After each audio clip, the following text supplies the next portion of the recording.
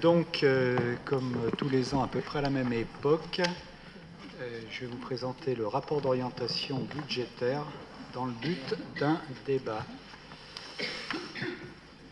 Quelques rappels réglementaires. La loi nous oblige à donc présenter un rapport d'orientation budgétaire qui doit également comporter un rapport sur la dette, sa structure et sa gestion.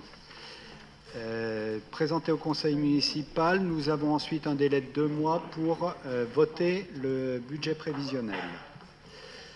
Là encore, le ROB est transmis au préfet, au président de l'agglomération chambérienne, en l'occurrence Grand Chambéry, et également il sera mis en ligne sur le site internet de la ville ou à disposition du public en format papier à l'hôtel de ville.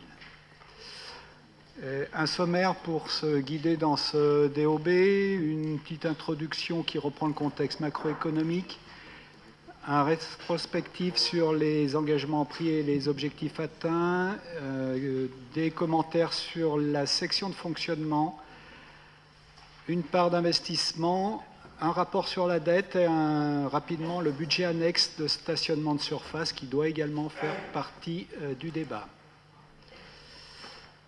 À l'international, on le sait tous, de fortes tensions commerciales entre les USA et la Chine, le Brexit également, tout ça génère de fortes incertitudes, notamment économiques, qui se répercutent au niveau national, avec une révision des perspectives de croissance française et un objectif de déficit public 2019 qui sera a priori difficile à tenir. Quelques bonnes nouvelles, le marché de l'emploi reste néanmoins dynamique, et notamment la Cour des comptes a relevé que la gestion des collectivités locales s'est globalement bien améliorée. Un petit tableau sur l'évolution du PIB mondial. On voit que la France est relativement stable, mais en légère baisse. 1,7 en 2018, 1,3 en 2019, 1,2 en 2020. On est dans une moyenne basse de la zone euro. L'Allemagne fait un peu moins bien que nous actuellement. Le respect des objectifs, un rétrospectif, 4 objectifs que nous nous étions donnés initialement tout au long de ce mandat. Notre épargne, le premier, c'est l'épargne nette positive. L'épargne nette, c'est la différence entre l'épargne brute moins le remboursement du capital.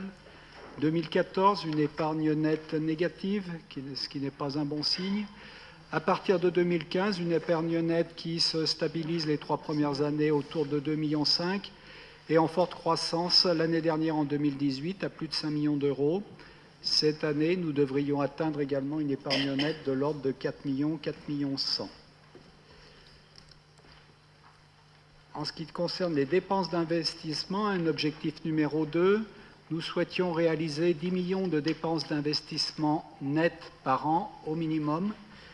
Cette notion d'investissement net, c'est la différence entre, en bleu, les investissements en valeur brute et en rouge, la valeur en net, la différence étant les subventions touchées par la ville pour réaliser ces investissements.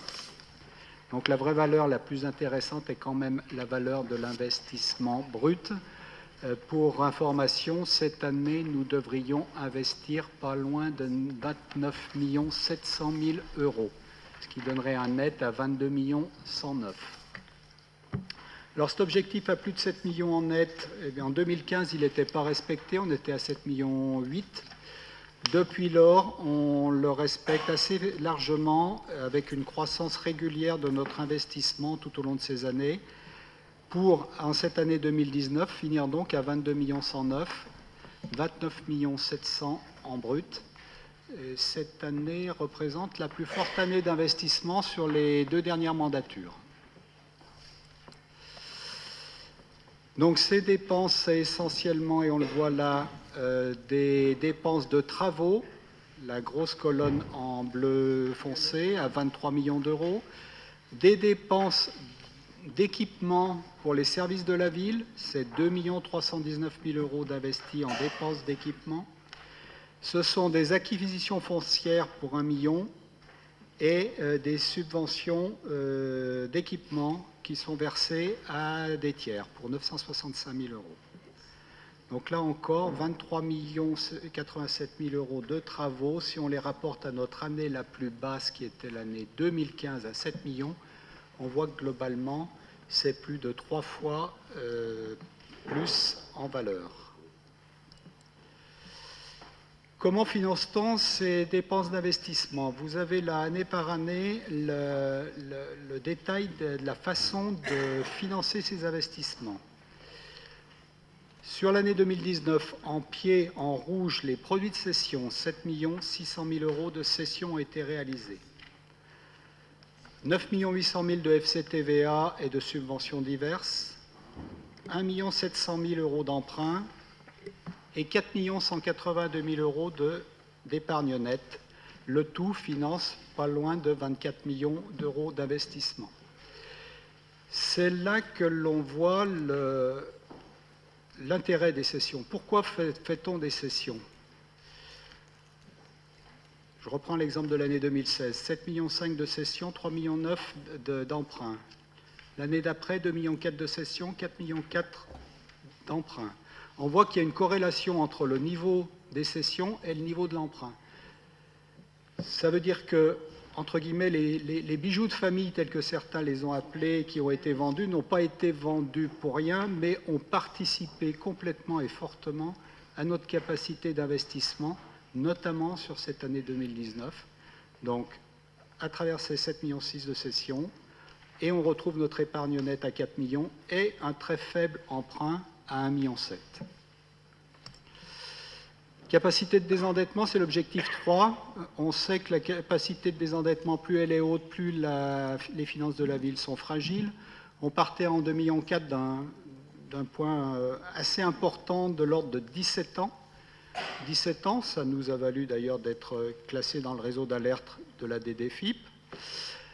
Rapidement, nous avons réussi à ramener ce niveau de cette capacité de désendettement à une valeur légèrement inférieure à 10, et elle continue légèrement à baisser cette année, 7,92 année en 2018, 7,80 cette année 2019.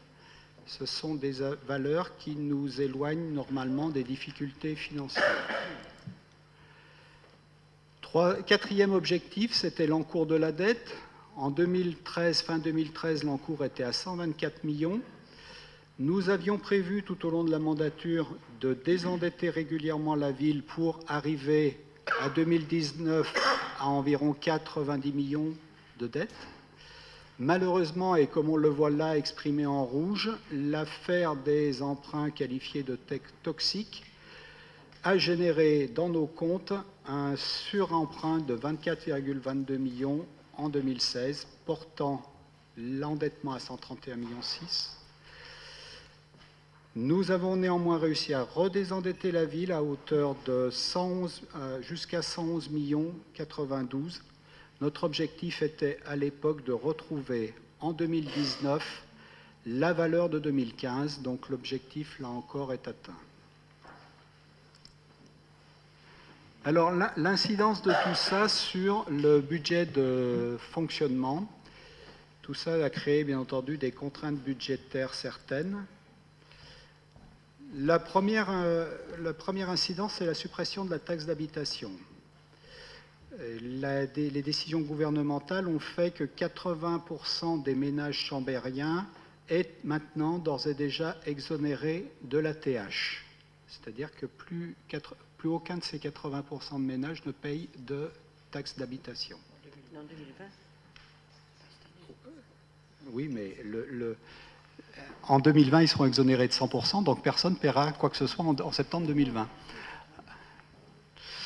Il restera 20% de ménages qui paieront, c'est-à-dire qu'en 2021, ces 20% se verront exonérés de 65% de la TH en septembre 2020, et en septembre 2022, ils seront exonérés à 100%. Donc, à septembre 2022, plus aucun Chambérien ne paiera de la taxe d'habitation. Le remplacement de cette TH. Actuellement, la taxe d'habitation, elle est perçue et elle est destinée aux communes et à l'agglomération, à l'EPCI. La taxe foncière sur la propriété bâtie est destinée également aux communes, à l'EPCI et au département. Le remplacement de cette taxe se fera de la façon suivante. Après la réforme, la TVA abondera le département et l'agglomération et l'EPCI. La taxe foncière sur les propriétés bâties abondera les communes et l'EPCI. Donc on voit à travers le graphisme qu'il y a quand même une nette simplification et un fléchage très clair des sources d'imposition. L'impact pour la ville de Chambéry. Actuellement, la TH à Chambéry rapporte, entre guillemets, environ 20-21 millions d'euros. La taxe foncière actuellement départementale qui couvre Chambéry rapporte 9 700 000 euros. On a donc un différentiel de 11 300 000 euros qui sera soumis à compensation. C'est-à-dire que la ville de Chambéry verra cette somme compensée par l'État. La ville de Chambéry est sous-compensée parce que, justement, elle a besoin de cette compensation pour arriver au même niveau de recettes que précédemment. Il existe des villes qui sont surcompensées, c'est-à-dire où la taxe foncière départementale est supérieure à la TH.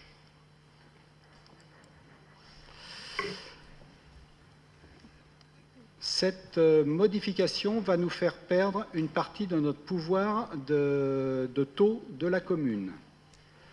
En 2020, la taxe foncière et la TH, c'est 46 millions d'euros.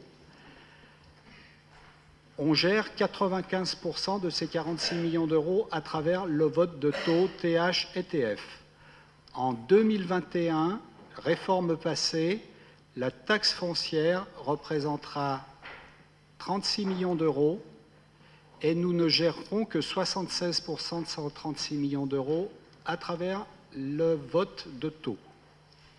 Donc on voit que notre capacité à générer des recettes complémentaires devient très limitée et touche une population de plus en plus réduite de contribuables.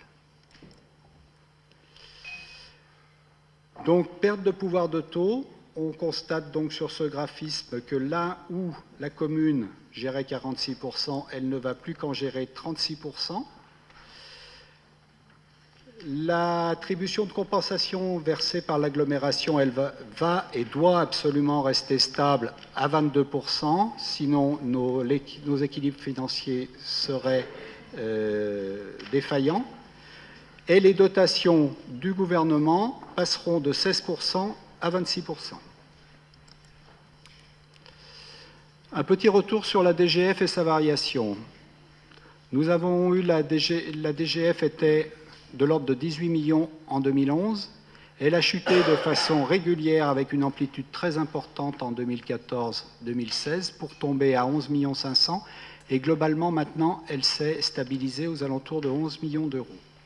Pourquoi ce graphisme? Pour simplement dire qu'à partir du moment où c'est l'État qui compense, on sait qu'il a là un pouvoir c'est le cas de le dire, de décompenser le cas échéant. On est quelque part, au niveau de nos recettes, à la merci de décisions budgétaires de l'État. L'influence sur nos recettes, les impôts, le chapitre 73 impôts et taxes sera de 72 900 000 en 2020. Il va diminuer à 64 278 000 en 2021. Par contre, ces sommes, on les retrouve en dotation et participation, notamment sur cette ligne compensation, suppression de TH, de l'ordre de 11 millions d'euros. Donc, si l'État respecte ses engagements et compense bien à ce niveau-là notre variation, notre baisse de recettes de TH, nous devrions avoir des recettes de l'ordre de 100 millions d'euros, relativement stables, tant en 2020 qu'en 2021. Mais l'enjeu, il est là. c'est-à-dire la volonté et la capacité de l'État à bien compenser la disparition de la taxe d'habitation. Pour les dépenses, vous savez qu'on est sous le format de contractualisation, ce qu'on appelle le contrat de Cahors. Cahors étant la ville où le président de la République a fait l'annonce de cette nouvelle mesure de gestion des collectivités locales. Le plafond que nous avons contractualisé, il est ici, 85 240 en 2018, 86 352 en 2019, et en 2020, nous avons contractualisé 87 475. Nos dépenses réelles ont été de 82 679 en 2018, 84 928 en 2019 et devraient être de l'ordre de 86 854 000 € en 2020. Globalement, la ville de Chambéry respectera ses obligations contractuelles. On voit que l'écart entre le plafond qui nous est affecté et nos réalisés s'amoindrit, bien entendu, mais on continue à rester dans le schéma du contrat. Le dernier exercice, ça sera 2020. Quid de l'après 2020 ? On est toujours en attente de la part du ministère des Finances de plus d'informations à ce sujet-là. Qu'est-ce qu'on constate donc à la vue de tout ça? Une grande rigidité des dépenses de la ville. Rigidité de la part charges personnelles plus intérêt sur les emprunts. En 2014, cela représentait 64% de nos coûts. C'est des coûts quasiment incompressibles sur lesquels on avait fort peu de marge de manœuvre. Il nous restait donc 36% de notre budget, entre guillemets, à disposition, c'est-à-dire à utiliser dans la vie quotidienne de la collectivité. Nous en consacrions 17% en charges à caractère général, frais généraux de la collectivité, et à 17% pour les autres charges de gestion courante, et notamment les subventions aux associations. En 2021, peu de progrès, mais quand même une détérioration. Les charges de personnel vont représenter 64%, je rappelle 58% en 2014. Les intérêts de la dette vont représenter 3%, 6% en 2014. Ça veut dire que les efforts qu'on a faits sur les intérêts de la dette ont été largement consommés par les charges de personnel, qui ont augmenté de façon plus importante. Notre marge de manœuvre, très petite quand même, est de 33% sur les autres frais.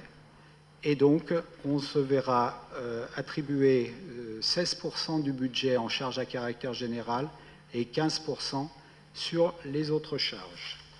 La rigidité donc s'accroît malgré la politique que nous avons menée de baisse des intérêts de la dette.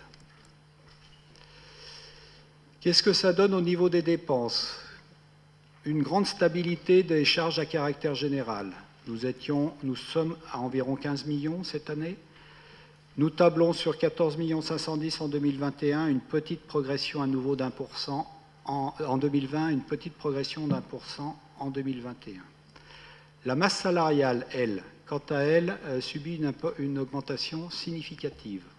Entre 2020 et 2021, nous avons programmé 1,7% d'augmentation de la masse salariale.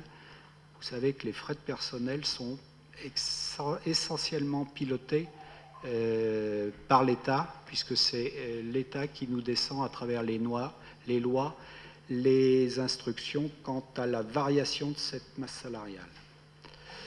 Les autres charges de gestion courante, on les estime stables sur les les années 2020 et 2021. Un petit focus sur l'évolution de la masse salariale, 6% d'augmentation entre le CA 2014 et le CA 2019, pas loin de 2,5% entre 2020 et 2019, et nous espérons une stabilisation de la croissance de l'ordre de 1,7% entre 20 et 21, ce qui portera la masse salariale de 2021 à 57 500 000 €. Un récapitulatif, ça nous donne les soldes intermédiaires de gestion. Ce qui est essentiel dans ce tableau, c'est surtout de voir la mesure de l'épargne nette 2014, une épargne nette négative. 2018, une forte progression à 5 millions. Une stabilisation et un léger tassement en 2019. Dès 2020, une épargne nette qui va baisser budgétairement de façon significative, de l'ordre d'1,3 million.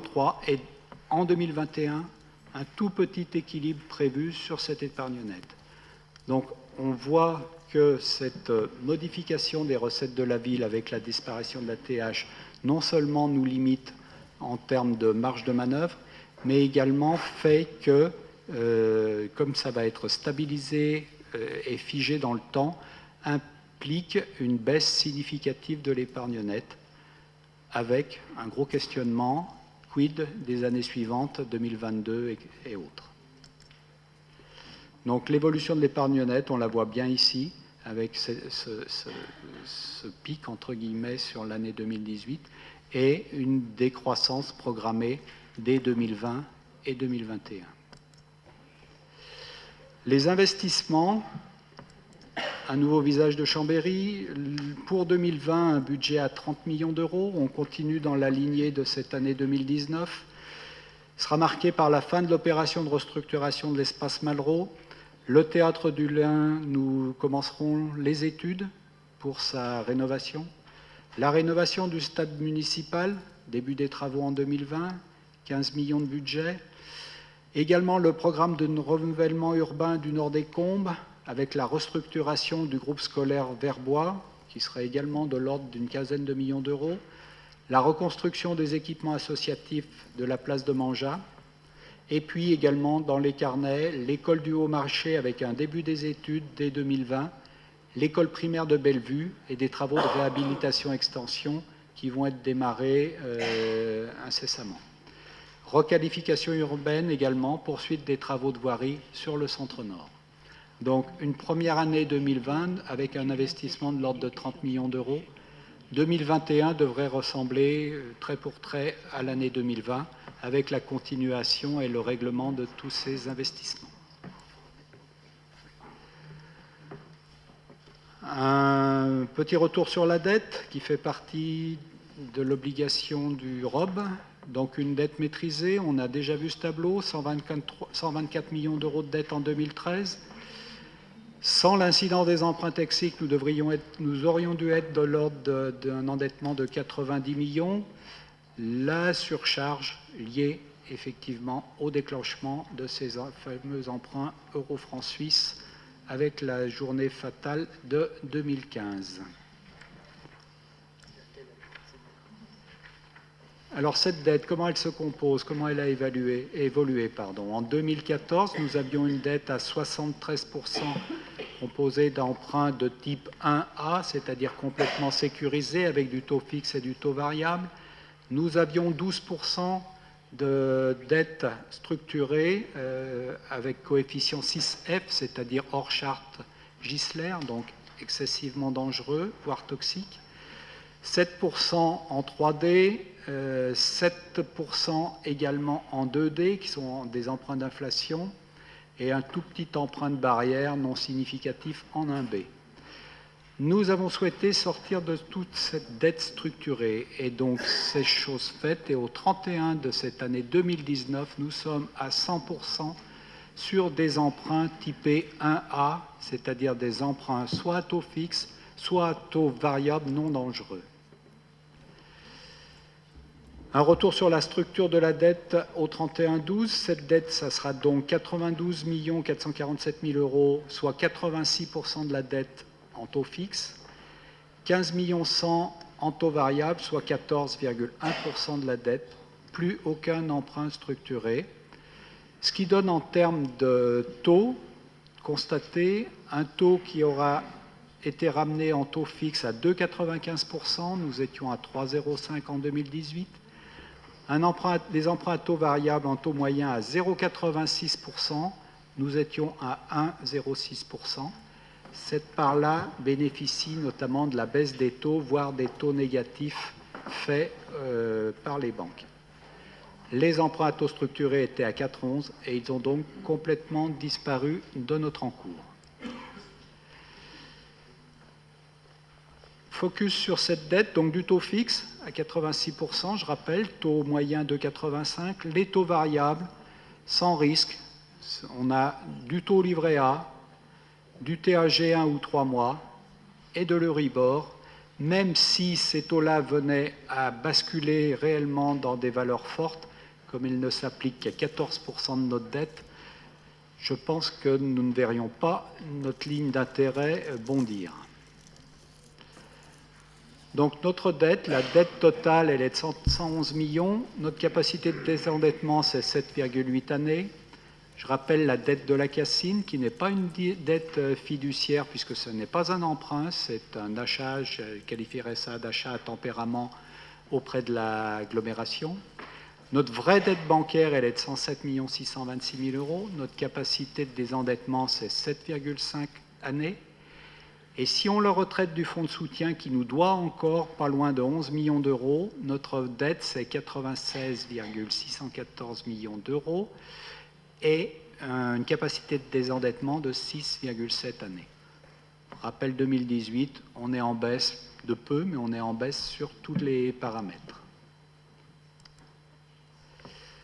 Le profil d'extinction de cette dette, si nous ne faisions pas d'emprunt nouveau à partir de maintenant, notre dette diminuerait de cette façon-là, et on note que dès 2025, 2024 même, nous aurions remboursé plus de la moitié de cette dette courante. C'est-à-dire que nous n'aurions plus qu'un reliquat de 55 millions d'euros. Donc c'est une pente qui est relativement importante, mais qui fait qu'aux alentours de 2028-2029, j'allais dire, l'épisode des emprunts structurés, emprunts toxiques, sera définitivement clos. Les perspectives 2020-2021, nous avons fait le choix, compte tenu des investissements très importants qui vont être faits, notamment ces 2 années, nous avons fait le choix de stabiliser la dette à 110 millions. En 2020, nous avons prévu d'emprunter 8,8 millions d'euros alors que nous allons en rembourser 10,8, donc encore un léger désendettement de 2 millions d'euros. Et en 2021, notre emprunt et notre remboursement seront identiques, d'où une stabilisation de cette dette à hauteur de 110 millions d'euros à partir de 2021. Un dernier point qu'il est nécessaire de vous présenter, c'est le budget annexe du stationnement sur voirie, stationnement payant, qui est confié en régie intéressée à la société EFIA. L'année 2018, des recettes de l'ordre de 2,5 millions. Cette année 2019, 3,5 millions. La variation est simple. Le premier semestre 2018 a été un semestre de lancement de cette DSP, donc avec, j'allais dire, pas tous les moyens mis sur ces recettes, d'où cette variation. À partir de 2019, on pourra se considérer en vitesse de croisière et on lit surtout une ligne qui est importante, c'est le reversement et les frais de gestion au budget principal, c'est-à-dire que ces DSP, en 2018, aura remonté 1 210 000 euros dans les comptes du budget principal et pour cette année 2019, nous nous attendons à une remontée de 2 300 000 euros en recettes dans le budget principal. Ça, ce sont tous des éléments qui nous permettent de maintenir des recettes de la ville à un niveau de l'ordre de 100 millions d'euros et qui procèdent à tout le respect de nos plans d'investissement et de dépenses, notamment de dépenses de fonctionnement. Voilà, je vous remercie de votre attention et je suis à disposition pour des questions. Merci. Merci, M. Perroton, pour cette présentation. Je crois que, au-delà des chiffres pour 2020 qui sont à peu près clairs, ce qu'il faut avoir à l'esprit, c'est que nous allons, les uns et les autres, partir dans une période de campagne électorale avec un très grand flou sur le cadre financier qui sera appliqué aux collectivités locales à partir de 2021. Les bruits et chuchotements qu'on entend venir de Paris laissent penser que pourrait vraisemblablement être abandonné l'encadrement du fonctionnement, comme il avait été mis en place au cours de ces 3 années, mais que par contre serait encadré le recours à l'emprunt et vraisemblablement le montant des investissements dès lors qu'ils ne sont pas financés par des fonds propres. Ce qui, si c'était le cas, porterait forcément un coût aux entreprises qui travaillent dans le secteur du bâtiment, des travaux publics, puisque nous sommes parmi les fournisseurs de ces travaux. Je rappelle qu'en 2014, c'est 8 jours après les élections municipales, que le nouveau Premier ministre avait annoncé l'accélération de la baisse de la DGF, dont on vient de voir les résultats dans les courbes qui ont été montrées par notre adjoint aux finances. Je regrette que nous n'ayons pas, dans la loi de finances qui devrait être approuvée cette semaine, semble-t-il, plus de clarté sur ce que seront les règles financières des collectivités territoriales à moyen terme. La compensation de la TH, c'est une fausse bonne nouvelle, puisque comme l'a montré Benoît Perroton dans son exposé, si on a une garantie de compensation au début, on n'a aucune assurance sur la pérennité. Et on voit bien que d'autres collectivités, je pense en particulier le département, risquent d'être compensées, lui, du transfert de la part de foncier bâti par la TVA. Mais la TVA, ce n'est pas une recette que les collectivités locales maîtrisent de quelque manière que ce soit. C'est donc finalement, alors que la Constitution a été révisée il y a quelques années pour inscrire dans le marbre la libre administration des collectivités, c'est par le cadre financier que l'on nous en sert. Je le dis de manière claire parce que je considère que nos concitoyens doivent savoir maintenant que nous ne connaissons pas les règles financières qui seront appliquées au cours du prochain mandat, quelles que soient celles ou ceux qui seront élus en mars prochain. Or, une élection, c'est un contrat entre les citoyens et des groupes d'élus, des groupes de candidats à une élection.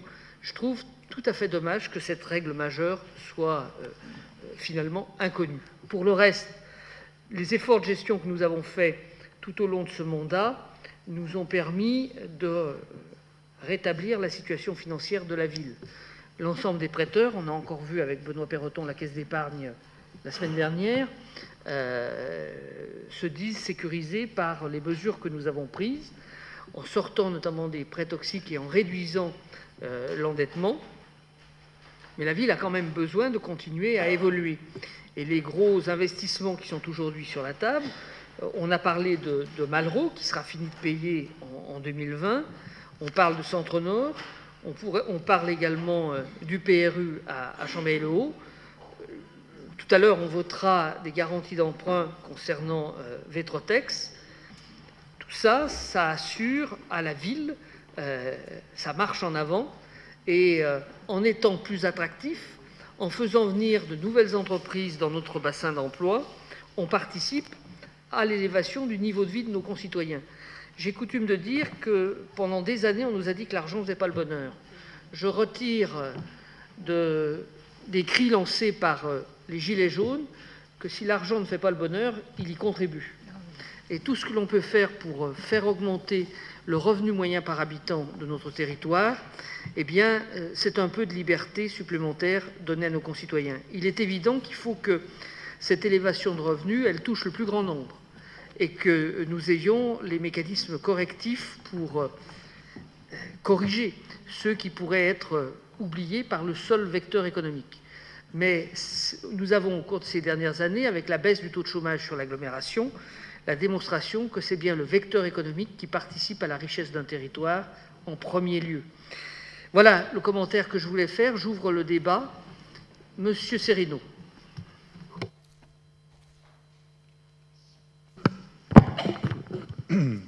Oui, merci, monsieur le maire.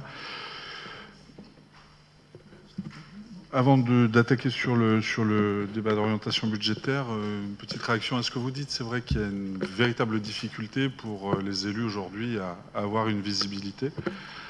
On avait dénoncé en son temps, c'est-à-dire en juin 2018, si mes souvenirs sont bons, cette fameuse règle d'or qui encadrait le fonctionnement et qui était limite importante et historique à ce que vous avez rappelé, c'est-à-dire la libre administration, et pour aller encore plus loin, l'attachement qu'on peut avoir tous autour de cette table, je crois que c'est le cas en tout cas, à la décentralisation. Et il y a là effectivement des incertitudes, des inquiétudes quant à l'avenir des projets politiques qui pourront être menés par les équipes qui se présenteront à la confiance du suffrage des habitants. Revenons au sujet principal, qui est ce débat d'orientation budgétaire. C'est le dernier du mandat. Il est forcément un peu particulier. En tout cas, je m'attendais à cela.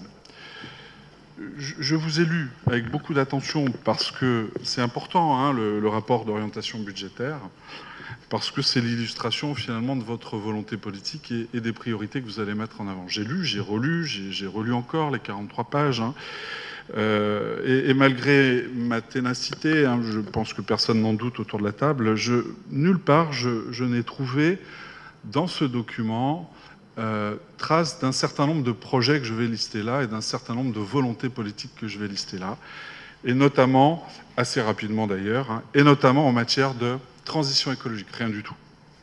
Pas un mot, au lendemain, s'il y a un mot, le mot paysage à un moment qui est accolé à paysage urbain, mais c'est tout. Pas un mot sur la transition écologique au lendemain de ce vote médiatique pourtant, hein, pour l'urgence climatique, rien. Rien à propos non plus de la lutte nécessaire, et vous venez de le rappeler, monsieur le maire, en parlant des Gilets jaunes, notamment contre les inégalités sociales. Vous poursuivez votre politique de taxation des familles qui ont besoin de garderies scolaires, qui ont des enfants qui fréquentent les activités périscolaires. Rien à propos non plus de l'indispensable politique de proximité dans les quartiers notamment, qu'il faut repenser de fond en comble pour espérer répondre à l'urgence démocratique qui s'exprime depuis plusieurs mois, pour pas dire beaucoup plus depuis des années, dans notre pays, mais pas seulement dans notre pays, dans notre territoire aussi, et qui se manifeste et qui s'illustre par une abstention toujours aussi puissante et une défiance à l'égard des représentants du peuple que nous sommes ici. Je l'avais déjà évoqué quand on parlait d'urgence climatique au moment du débat à l'agglomération. Je le redis, il n'y a pas qu'une urgence climatique, il y a aussi une urgence démocratique aujourd'hui. Et je ne parle pas du naufrage, évidemment, sans le développer ici, de la démocratie participative sous votre mandat. Peu d'écoute, pas d'implication, peu d'implication aussi souhaitée des citoyens et de nombreux passages en force. Je l'ai dit pendant plusieurs années, je ne vais pas le redévelopper plus ici. Je continue, rien non plus sur la politique d'accompagnement et de développement des services publics, des tableaux comptables, des points, des constats sur les RH, mais rien qui nous montre qu'il y a une vision à moyen ou à long terme et une volonté politique en ce sens. Et je dirais même, et ça me surprend toujours et ça me surprendra toujours, parce que je ne m'attendais quand même pas à ça de votre part, peu d'ambition, me semble-t-il, finalement, en matière économique, en matière de développement économique. Rien... Merci de me laisser poursuivre mon propos comme je le fais avec vous. Peu d'ambition en matière de développement économique, rien de solide dans ce rapport d'orientation budgétaire, et pour cause.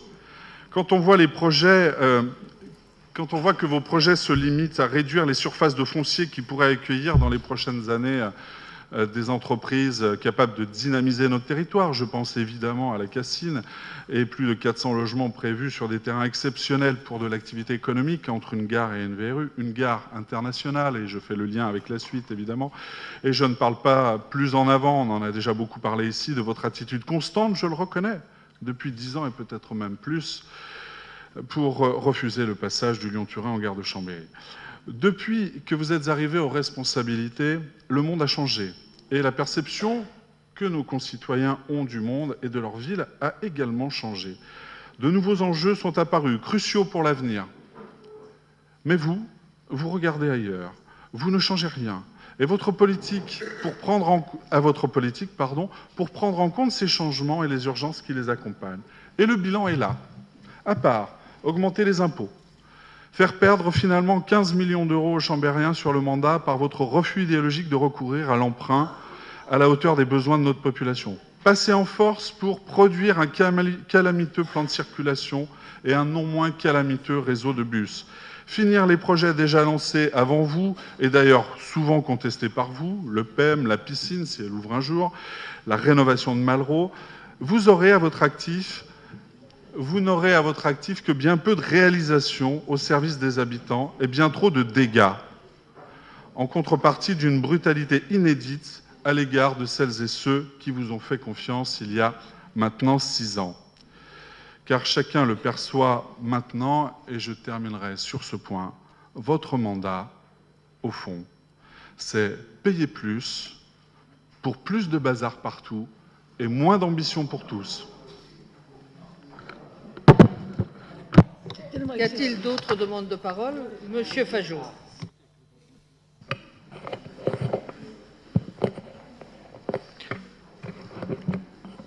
Moi, je vais démarrer par un point peut-être d'accord qu'on a.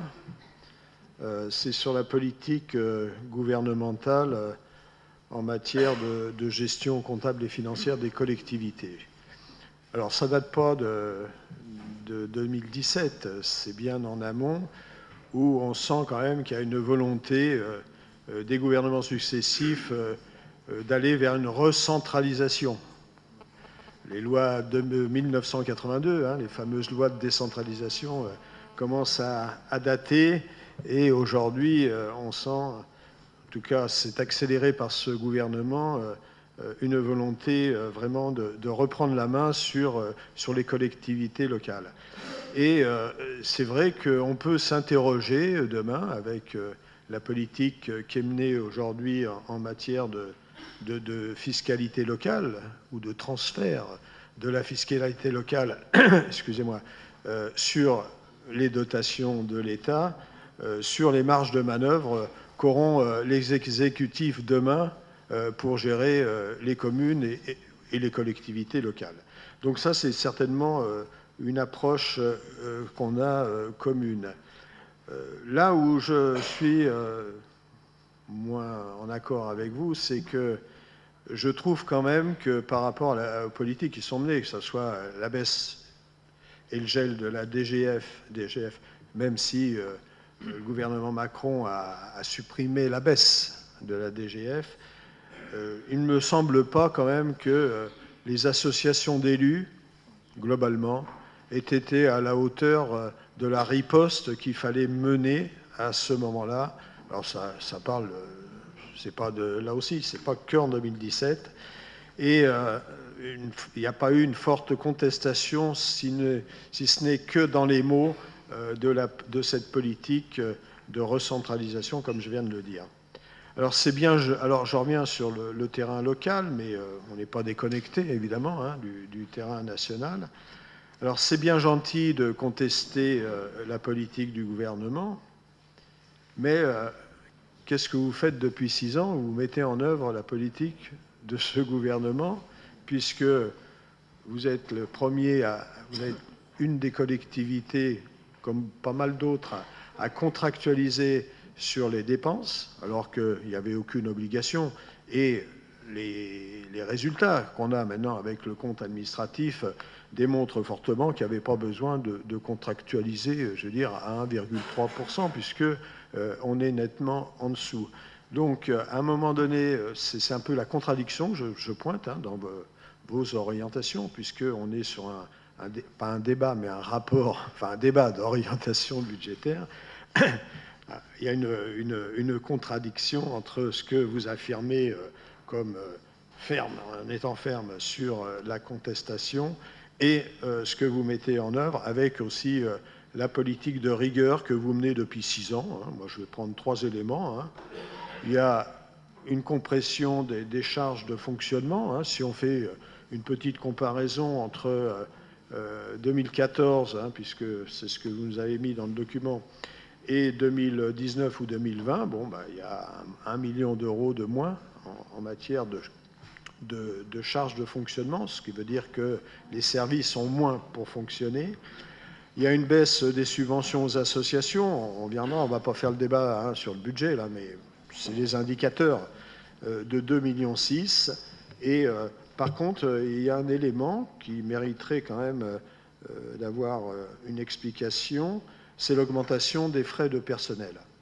Alors, je pourrais m'en réjouir, évidemment, si vous aviez embauché, ça c'est sûr, mais il y a quand même 4,7 millions d'augmentation de la masse salariale, on va parler comme ça, et j'aimerais connaître, on y reviendra certainement dans l'examen et le débat lors du budget, quelle est la part des mesures catégorielles, statutaires, obligatoires, et quelle est la marge de l'autre politique que vous avez menée en mesure catégorielle, sachant que quand on regarde bien les documents aussi, il y a une baisse des effectifs titulaires de la ville et une augmentation des emplois précaires. Voilà. Donc cela. Alors, un autre élément aussi de votre politique, puisqu'on débat d'orientation budgétaire, on peut vous accorder une constante depuis 2014. Ça, on ne peut pas dire que les exercices se suivent et se ressemblent là-dessus. Il n'y a pas de souci là-dessus. Alors, mais ça se traduit toujours par la même politique d'accélération des privatisations et des externalisations. Mon collègue Jean-Benoît l'a dit, il me semble que ce n'est pas une bonne stratégie financière, l'absence de recours à l'emprunt dans un contexte, on avait 50 pages avant là, sur le contexte macroéconomique, européen, mondial, tout ça, bon, sur le fait, pour aller très vite, sur le fait que aujourd'hui, pour financer les investissements, il vaut mieux emprunter que de dégager. Je sais que vous n'êtes pas d'accord, mais je sais qu'on a... Heureusement qu'on a des points de désaccord. Hein.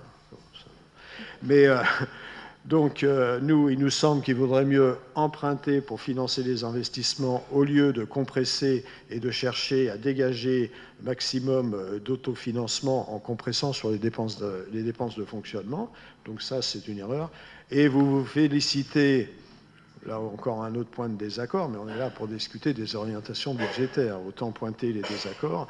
Vous félicitez d'avoir fait un grand nombre de cessions immobilières pour financer aussi les investissements. Alors, pour les non-avertis, les cessions, c'est la vente du patrimoine. Donc ça fait partie quand même de l'actif de la collectivité et il me semble quand même que c'est un des éléments quand même structurant quand on fait une analyse financière de la collectivité, de voir son patrimoine. Vous l'avez quand même diminué considérablement, ce qui aussi peut demain, je ne parle pas du choix des cessions qui ont été opérées, mais peut demain nous réduire nos capacités d'intervention, en tout cas sur le foncier. Vous avez aussi, voilà, donc l'absence de recourir à l'emprunt fait que obligatoirement vous affichez, enfin il y a un affichage de désendettement de la ville, ça par la force des choses, puisque vous n'empruntez pas, donc vous augmentez pas évidemment le volume d'emprunt. C'est votre politique. Sur les recettes maintenant, bon, ce que j'ai dit tout à l'heure, je crois qu'on peut avoir une inquiétude partagée par la baisse de la fiscalité locale qui prive quand même considérablement la collectivité de marge de manœuvre, puisqu'il va nous rester, si j'ai bien regardé, mais je pense avoir bien regardé, il va nous rester demain que la taxe foncière comme moyen d'intervention, avec une fiscalité quand même à Chambéry qui est déjà relativement... Je dis relativement pour être gentil, avec une fiscalité élevée déjà sur les taux actuels. Et la crainte qu'on ait avec ce transfert de la suppression de la taxe d'habitation sur les dotations, c'est que demain on ait un nouveau gel des dotations qui, là, serait dramatique, même pour essayer d'élaborer un budget, parce que ça va être quand même de plus en plus compliqué. Donc là, il va falloir, bon, c'est la politique du gouvernement, je ne sais pas comment on peut modifier les choses, mais il va falloir être prudent, et comme j'avais entamé mon propos de cette façon, je vais le conclure de la même façon. Je me demande demain ce qu'on pourra vraiment faire dans une collectivité, sauf être dépendant exclusivement, mais pas tout à fait exclusivement, mais quasi exclusivement de la volonté de l'État et de la politique que mène l'État central. Merci. Y a-t-il d'autres demandes de parole, monsieur? Oui, bonsoir à tous. Je vais enfoncer encore quelques clous. On a eu une brillante présentation d'un exercice d'orthodoxie de cuisine budgétaire, je dirais, axé essentiellement sur cette absolue nécessité de baisser la dette. Mais la dette financière. Mais à y regarder de plus près, les recettes qui ont été utilisées ne sont pas si exemplaires que cela. Je dirais même qu'elles relèvent plutôt des recettes de grand-mère. Certes, nous avons eu 27,5 millions de baisse de dotation, compensées entièrement par l'augmentation des impôts. Recettes de grand-mère. Vous avez réussi à maintenir l'investissement au niveau de 2013, en moyenne 17 millions d'euros par an, mais effectivement, comme l'a rappelé mon collègue Guy Fajot, c'est en partie en vendant 20 millions d'euros de patrimoine, c'est le delta entre les ventes et les acquisitions. Donc ça aide un peu effectivement à faire de l'investissement. Vous avez quand même bradé la politique de stationnement à Kew Park qui vous a versé 5,8 millions d'euros de droits d'entrée. Ça aide aussi, Monsieur Perroton, c'est pas mal, 5,8 millions d'euros. Mais ce sera payé par les Chambériens sur les 30 années qui viennent, ça, il faut que les Chambériens le sachent. Une partie des investissements que vous revendiquez, c'est de la maîtrise d'ouvrage déléguée de l'agglo. Je n'ai pas réussi à reconstituer, mais je pense qu'il doit y avoir 6 ou 7 millions d'euros de maîtrise d'ouvrage déléguée de l'agglo. Bref, quand on regarde tout ça, effectivement, vous avez utilisé des vieilles recettes pour pouvoir faire illusion sur cette brillante présentation de votre exercice budgétaire. Par ailleurs, comme l'a dit notre ami, notre collègue Jean-Benoît Serino, ce qui me manque effectivement beaucoup dans cette présentation, c'est que fait-on de la dette climatique? Vous avez une obsession de travailler sur la dette financière, j'aimerais que vous ayez la même sur la dette climatique. Or, effectivement, on a beau regarder, mais on ne voit rien, en termes d'affichage en tout cas, sur cette nécessité de baisser la dette climatique. Et je crois qu'effectivement, ce sont les deux points saillants de votre présentation de ce ROB. Sans le dire, vous avez utilisé les vieilles recettes de grand-mère pour pouvoir trouver des marges de manœuvre. Mais comme le disait Monsieur le maire, certes, on ne sait pas trop à quelle sauce on va être mangé en termes d'accompagnement de l'État, des dotations de l'État, mais ce que vous avez fait, augmenter les impôts, vendu le patrimoine municipal, le droit d'entrée de Kew Park, ceux qui vous suivront, que ce soit vous ou d'autres, ne pourront pas le refaire. Et donc ce sera effectivement difficile, je crois, pour ceux qui auront les responsabilités en 2020. Et en plus, ils devront essayer de trouver des solutions pour réellement engager la lutte contre la dette climatique. Et là, monsieur le grand cuisinier, j'attends vos recettes. Merci. Y a-t-il d'autres demandes de parole? Je n'en vois pas. Alors, je vais donner la parole d'abord à Xavier Dulin, qui me l'a demandé en premier. Oui, merci Monsieur le maire. Chers collègues, bonsoir. Confus de mon arrivée tardive, la voie rapide étant bien bloquée ce soir par un accident. Mais j'en veux un petit peu à notre collègue Jean-Benoît Serino de ne pas avoir attendu mon arrivée pour aborder le développement économique, alors que j'étais en train de signer des parapheurs, là, dans l'entrée. Donc, j'ai entendu, et c'est bien volontiers que je vais lui répondre sur l'absence d'ambition en matière de développement économique. Écoutez, chers collègues, allez, quelques chiffres. Nous sommes arrivés...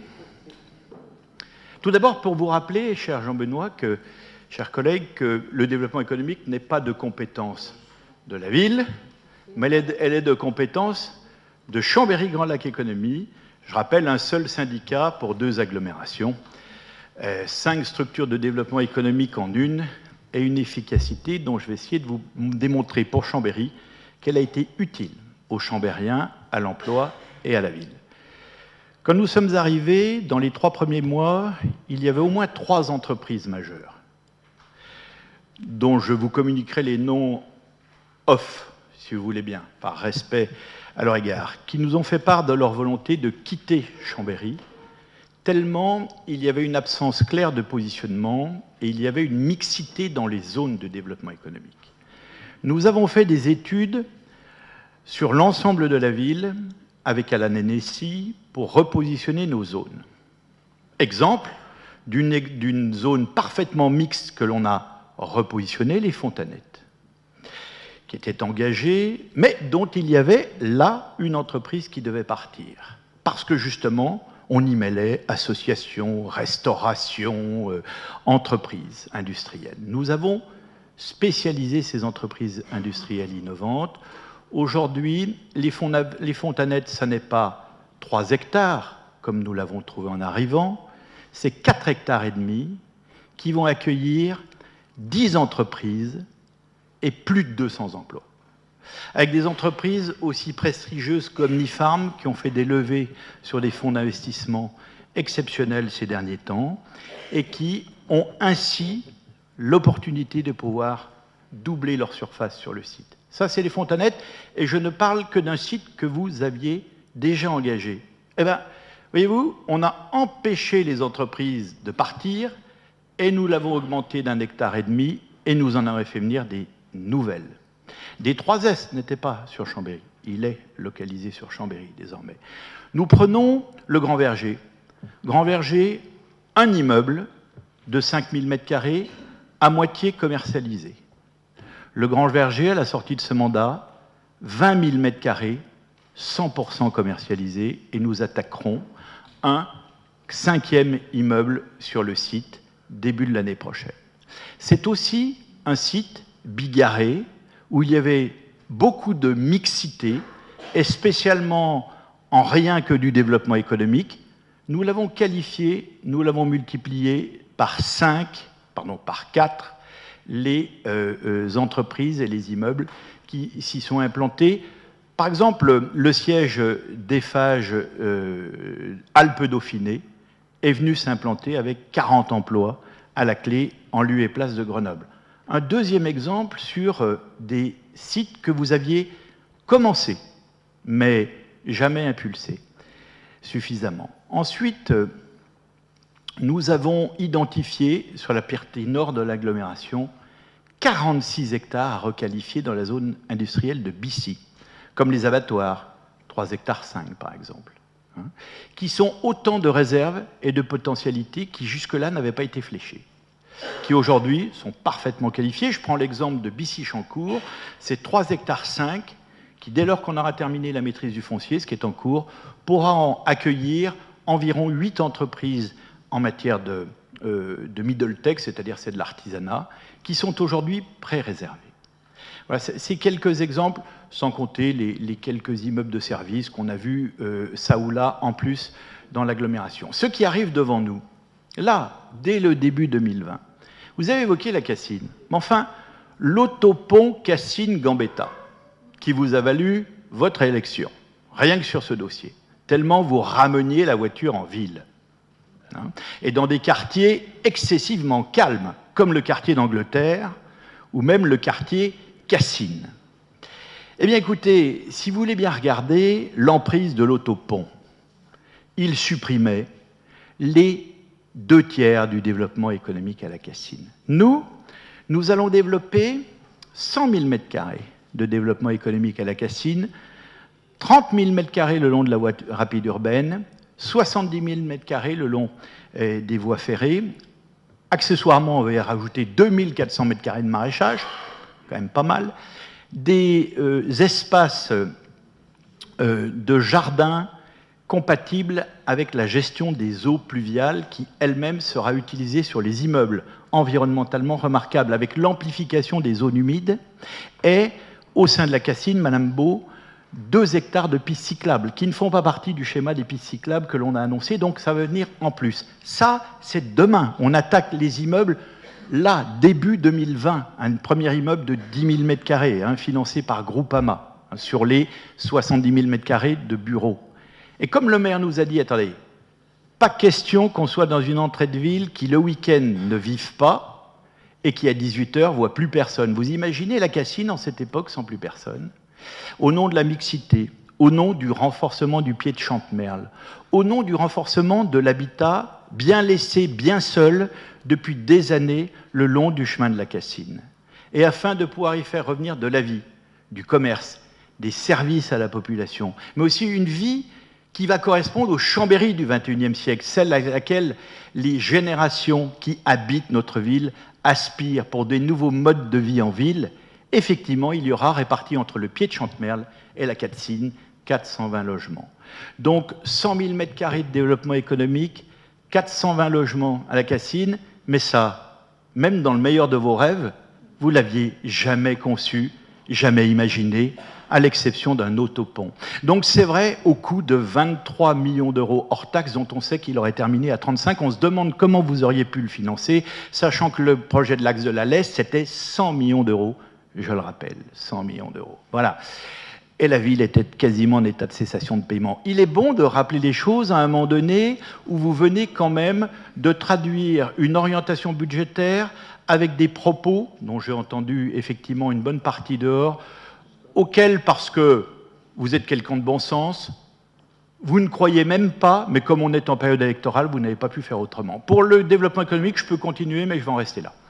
On a ramené à Chambéry, actuellement, et on est en train de faire le décompte précis, entreprise par entreprise, 1500 à 2000 emplois en ville. D'ailleurs, la fiscalité, le versement transport, le foncier bâti en sont des exemples patents, incontestables, puisque ce n'est pas nous qui fixons les chiffres, comme chacun sait.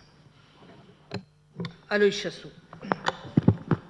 Merci, monsieur le maire. Je vais prendre la parole sur l'écologie, puisque vous en avez parlé. Mais avant, je voudrais juste dire un mot sur vos propos sur les finances et sur les emprunts.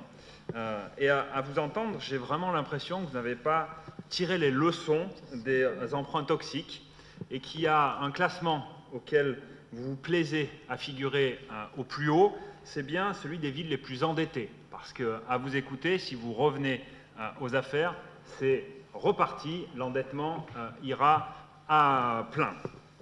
Alors sur l'environnement, monsieur Cerino, je veux bien recevoir des leçons de quiconque, mais il faut juste, avant, être bien conscient de son bilan et de ce qu'on a fait. Alors, vous me permettrez de revenir sur quelques chiffres, pas les vôtres, mais les nôtres, en fait. Sur ce mandat, c'est 1200 arbres qui ont été plantés dans le corridor de la Lesse. C'est 25% de la surface du parvis de la gare qui a été végétalisée, 29 arbres plantés. C'est 1500 m² de bitume qui ont été enlevés sur le boulevard de la Colonne. C'est 10 stations de recharge pour véhicules électriques créées, une station de recharge pour hydrogène, pour voitures hydrogène, et 2 pour vélos à hydrogène. C'est 16 nouveaux véhicules électriques qui ont été achetés par la ville.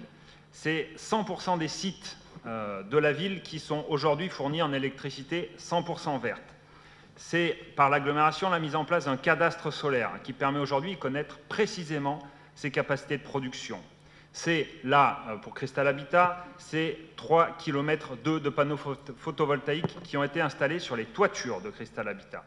C'est 1200 foyers chambériens qui ont réalisé un achat groupé d'énergie verte et qui ont permis ainsi d'économiser plus de 150 € par foyer. C'est également le développement du défi zéro déchet par l'agglomération. C'est des sites de compostage. Aujourd'hui, il y a plus de 70 sites de compostage. C'est la création d'un marché bio, également, une première à Chambéry. C'est le soutien à l'économie sociale et solidaire. C'est le développement de l'éco-pâturage. C'est le renouvellement de l'éclairage LED sur l'ensemble des candélabres. C'est le lancement de la fête de la biodiversité et de l'abeille sur Chambéry. C'est l'arrêt total des produits phytosanitaires. c'est également le soutien à la rénovation thermique des bâtiments par l'agglomération et par Monpass Rénov', etc., etc. On pourrait développer comme ceci l'ensemble des actions. Et pour le prochain, c'est une politique de l'abeille ambitieuse et jamais égalée, avec notamment la rénovation du rucher école de Chambéry et le développement de ruches. C'est le permis de végétaliser que nous allons passer au prochain conseil municipal, qui permettra aux Chambériens de venir planter sur les pieds d'arbres et en bas au pied de leur immeuble. C'est également le quartier de Vétrotex, l'écoquartier de Vétrotex, avec une vraie ambition environnementale. C'est le fonds Herbois de l'agglomération également. Ainsi, on pourrait continuer les projets. Alors, mes chers collègues, M. Serino, M. Dupassieux et M. Fajot, qui avaient pris la parole sur ces sujets, nous, effectivement, à l'affichage, on préfère l'action, tout simplement. Sylvie Kostka. Alors, pour continuer dans le même registre que mes collègues, je vais prendre un exemple simple. D'abord, je suis très ravie que vous inquiétez enfin de la participation citoyenne, puisque d'un seul coup, tout le monde en parle. Je vous rappelle juste que pour votre petit projet chez Métoff, il y a eu simplement 2 réunions participatives. Donc voilà, dont acte. Et je peux vous dire, puisque pendant la campagne électorale, c'est vraiment des choses que l'on avait entendues sur vos gestions des conseils de quartier et la façon dont vous êtes intervenu sur l'autopont. Je peux vous dire qu'on en a beaucoup entendu parler. Alors la participation citoyenne, on va aussi aller sur quelques chiffres et sur des faits vraiment très précis. Tout d'abord, les 35 personnes qui sont dans cette majorité, qui sont autour de moi, on cesse de recevoir des citoyens tout le long de leur mandat.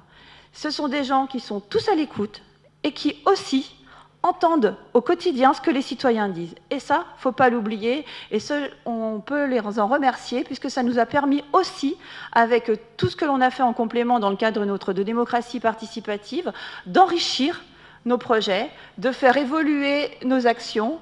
Et c'est aussi ce travail au quotidien qu'il ne faut pas oublier de la part des élus locaux. Alors, qu'est-ce qu'on a mis en place ?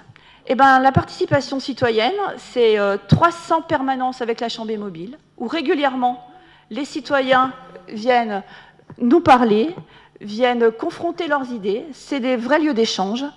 C'est 200 rencontres maires-habitants. Je ne pense pas que sous l'ancien mandat, on soit à ce niveau de concertation et de participation.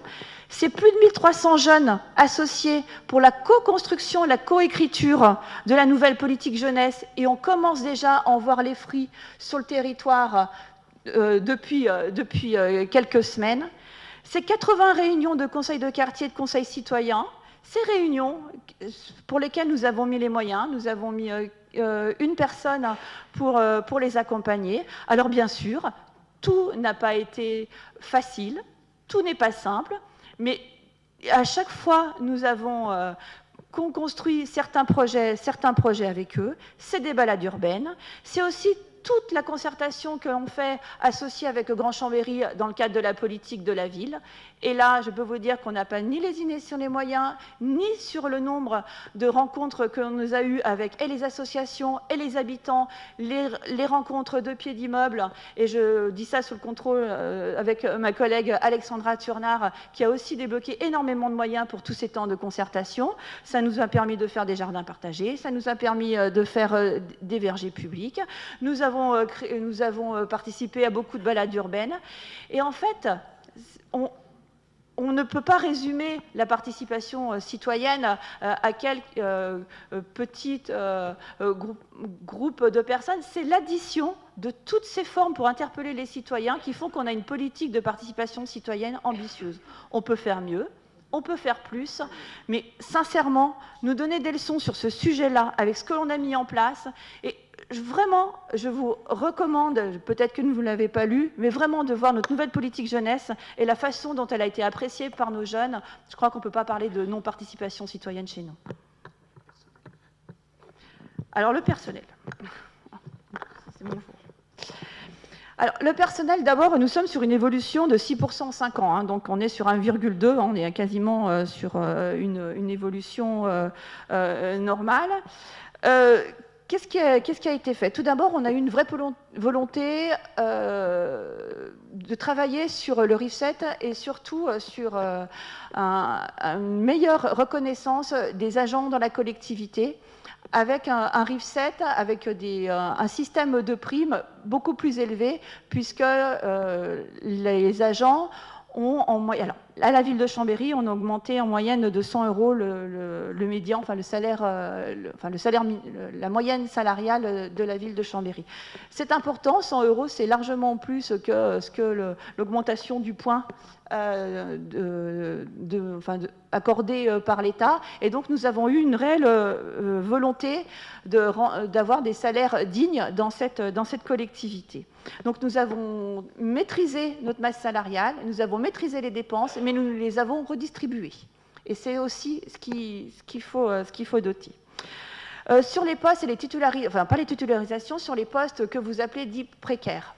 Et le fait qu'il y ait plus de titulaires, moins de titulaires, pardon, que de contractuels. Ce qu'il faut savoir, c'est que, et vous le savez d'ailleurs, c'est qu'il y a beaucoup de postes que nous ne pouvons pas titulariser, et en particulier tous les postes qui sont à moins de 50%. Tous les postes qui sont dans les écoles. C'est pour ça que nous travaillons aussi à essayer, pour les personnes qui le souhaitent, d'augmenter le temps de travail en donnant plusieurs missions pour que les personnes puissent atteindre des temps de travail plus élevés et pouvoir bénéficier d'une titularisation. Le contrat que nous avons passé avec nos organisations syndicales pour les titularisations et la sécurisation des parcours professionnels, c'est qu'à chaque fois qu'une organisation est validée en CT, nous titularisons les personnes qui sont dans cette organisation. Nous en sommes à plus de 98 personnes titularisées au cours de son mandat et 17 mises en stage en cours. C'est-à-dire qu'au fur et à mesure que nous réorganisons et que les organisations sont stabilisées, les personnes sont titularisées. Je crois que c'est quelque chose qui correspond à une vraie logique, c'est-à-dire de sécuriser les personnes, mais on ne titularise pas pour titulariser. Il faut aussi que ça rentre dans un programme, une stratégie de ressources humaines qui correspond aussi à l'évolution des demandes et des citoyens et des besoins de notre collectivité.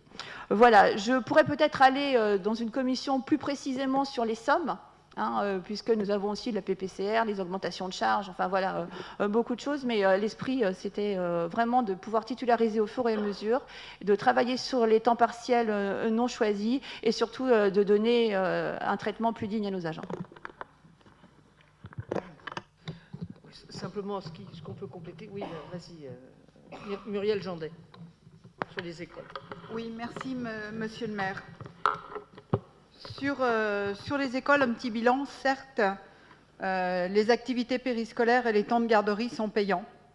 Mais, malgré le retour à 4 jours, nous avons eu à cœur de garder des activités de qualité, des activités d'OP de qualité, avec des animateurs qui sont formés.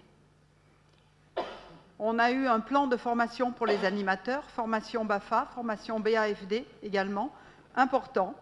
Nous avons également baissé le taux d'encadrement pour avoir des études plus efficaces à un animateur, un encadrant pour 14 enfants. Sur les travaux dans les écoles, c'est plus de 4 millions qui ont été investis pour avoir des écoles dignes d'accepter les enfants, avec un projet de reconstruction de 2 écoles et un projet d'agrandissement de l'école de Bellevue pour que cette école puisse accueillir des enfants aussi bien en maternelle qu'en école élémentaire, puisque je vous rappelle, les enfants étaient obligés de descendre en élémentaire à l'école CAF, ce qui n'était pas vraiment pratique pour les parents, alors qu'il y a quand même une grosse demande pour que les enfants soient accueillis sur l'école de Bellevue.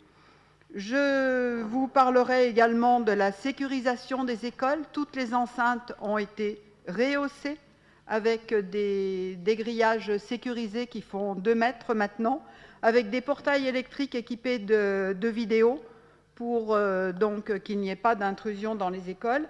Et puis, nous avons également équipé toutes les classes élémentaires de vidéoprojecteurs interactifs et de tableaux blancs. Et dans chaque école, au choix des enseignants, soit des tablettes, soit des ordinateurs portables, donc pour des montants importants. Et puis, nous continuons, bien sûr, à être à l'écoute des enseignants. Les enseignants, oui. Les enseignants, nous sommes présents au conseil d'école. Nous sommes présents chaque fois qu'ils nous appellent, chaque fois qu'ils ont besoin de nous. Nous sommes sur place. Et nous travaillons, bien sûr, en concertation avec les groupes écoles, composés des directeurs, composés des parents d'élèves, composés des associations du quartier, pour mettre en place le PEDT, donc, qui nous tient particulièrement à cœur. Benoît Perroton. Oui, simplement, pour pas que l'on s'égare, un rapport d'orientation budgétaire ne parle que de finances. Un rapport d'orientation budgétaire trace le futur des finances de la ville, et à l'intérieur de ce cadre financier, chaque équipe, chaque candidat y mettra ce qu'il souhaite y mettre, ce qu'il pourra y mettre. Ce n'est pas le lieu d'une campagne municipale. C'est simplement les grandes lignes des finances futures et de ce qu'elles vont pouvoir dégager pour mener des actions politiques. Donc, ne pas mélanger tout et n'importe quoi. En ce qui concerne les recettes de grand-mère, alors là, moi, j'adore les recettes de grand-mère, surtout quand elles permettent de rééquilibrer les finances d'une collectivité. C'est souvent les meilleures, M. Dupassieux, les recettes de grand-mère, il faut le savoir. Parce que nous, on a bien vu combien vous aviez été imaginatif à un moment, n'est-ce pas, Madame Laclais? Vous aviez eu une imagination folle en ce qui concerne les emprunts, des variations sur le thème de l'emprunt structuré, l'emprunt toxique. Ça a été formidable. 26 millions de capital remboursé, 29 millions de pénalités. Je vous taquine un petit peu. En ce qui concerne les investissements, on a réussi à faire plus d'investissements que vous n'en avez jamais fait, notamment cette année, et sans quasiment emprunter. Je veux bien faire un mea culpa, mais je vous avoue, je ne le ferai pas sur cette phase-là. Et d'autre part, à Guy Fajot, qui souhaite absolument conserver des actifs à la ville a environ 280 millions d'euros d'actifs. S'il faut conserver tous les actifs, y compris les inutiles, je ne vois pas vraiment l'intérêt pour les finances de la ville, même bilancièrement, Guy Fajot. Ça n'a absolument aucun intérêt. Voilà les quelques éléments que je voulais donner en complément. Merci de votre attention.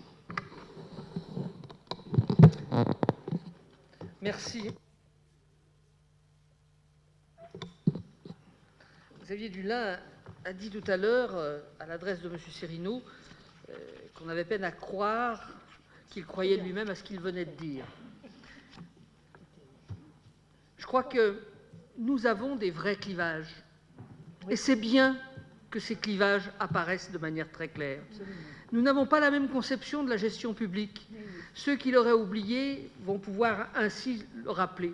Nous ne considérons pas que détenir un palmarès en matière de capital emprunté est flatteur.